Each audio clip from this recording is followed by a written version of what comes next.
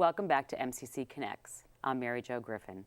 I'm joined now with 5th District Congresswoman Niki Tsongas. Niki is on the Armed Services Committee, but she is also a third-term Congresswoman. Right. For the 5th District that will soon be the 3rd District. That's true. I think that every day should be a day that we honor and thank the veterans who are coming home, who have served our country and kept us all safe. You are on the Armed Services Committee, and you inherited that when you became, when you ran for that special election when Congressman Meehan left the post.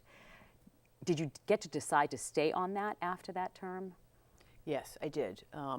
Marty was the only member from Massachusetts who was on the Armed Services Committee, and I think recognizing that as I was elected, the then Speaker of the House, Nancy Pelosi, asked if I would like to be appointed to the Armed Services Committee. And the reason you're here with me today on MCC Connects is because Middlesex Community College is working in collaboration with your office on the Library of Congress's Veterans Project. Tell us a little bit about that.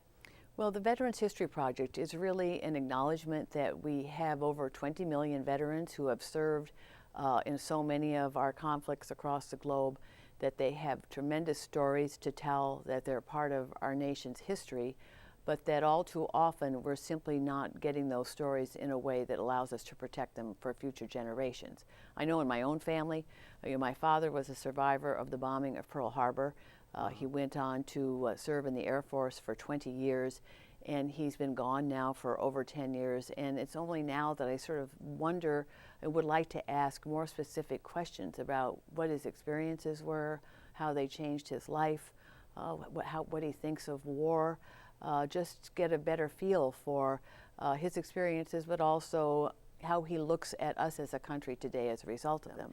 And so this is really an acknowledgement that President Clinton signed the legislation into law that created the Veterans History Project in 2000, really a recognition that we were losing all these stories. We needed to find a way to protect them, both for family members who may, at some point in life want to know more about their relatives' experiences, but also to document them for the sake of our country's history. I think it's a unique project and could be a real fun project for both students and community members, and Middlesex Community College hopes to be that conduit with your office to find veterans who would like to be interviewed and a student or a community member who would be the interviewer. And it's going to be on video, so there's going to be a video library, if I'm correct, of each one of these veterans. And what will happen is you can go on the Library of Congress and type in the person's name or look up the person's name, and there's an actual video of that person. And your office brought in a trainer, Millie Ron, to Middlesex Community College, in which she did a 90-minute training for anyone interested in doing the project, and in collaboration with your office. So your office will help us get the veterans. Do you think that that's how it will work? Yes, I do, and I think it should be a great experience for everybody. And according to Millie Ron, who is part of the Folk Life Center and who has a lot of experience in sort of drawing out people's stories and training people how to ask questions that sort of get at the real story that we're trying to document, I do think that it becomes a great experience for both sides. So whether it's the young Middlesex Community College student who's doing it, or for the veteran who is participating in it, I think it's a process that really is a great benefit to both sides. And our office will help find veterans who are willing to come forward. Often there's a hesitancy around it. I think so often we see it so frequently, just the resistance to talking about these experiences. They are not easy experiences. The experience of war changes one's life forever. And I think sometimes the tendency is to kind of put those stories away, but actually we're losing a lot of our country's history, and we want to do it in a way that's sensitive to the experiences, but also helps to protect and document these stories for future generations. Do you find that the older person who was in the war, maybe with our dad's ages or even Vietnam, that they're more likely to speak of their experience, or are you finding the younger people coming home now want to speak more? I think it's probably a mixed experience. I think World War II veterans came back to a country's acclaim. You know, The Greatest Generation, the book by Tom Brokaw, really, I think, sort of is a testament to how they were seen as our heroes in a very, across the country. But it's tough. You know, I met with a young soldier who was returning from Afghanistan about 6 weeks ago. His father, they live in Haverhill. He had served in Afghanistan. He was in the convoys that went out to find IEDs and then detonate them. And he talked about one of the consequences was he's come home, and he was out driving in his family's car and was stopped by a police officer because he was going too slow. So if you imagine it, if you're in the lead vehicle in a convoy to detect IEDs, you're going to go very, very slow so that you have the opportunity to find them and you know, make them not functional.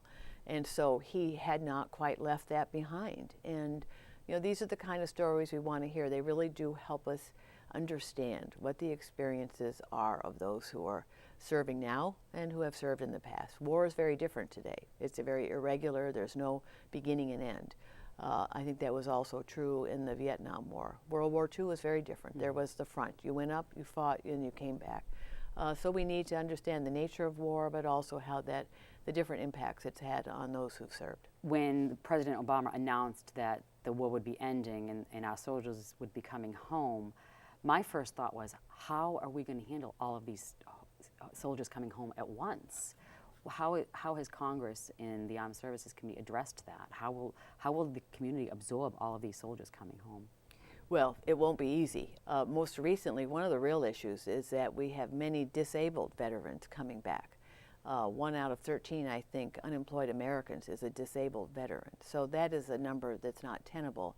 And just yesterday, President Obama signed into law legislation that I was happy to vote for last week that puts in place tax credits to encourage businesses to hire veterans, provides for better training for veterans, you know, recognizes what the obstacles are and tries to address it, because we don't want those who've served to come back and have their lives put on stop because they can't get a job and they can't move on. So those are just some of the things we need to do, but you know, you also hear some of the shortcomings that there aren't necessarily enough people in the VA to deal with everybody coming back and all the issues, and we will just have to confront those as we go on. But one thing we also want to be sure is that, as we saw with the super committee, it could not come to an agreement, whatever happens as we go forward, that it doesn't fall on the backs of our veterans or any of our most vulnerable, that the cuts that come along don't disadvantage them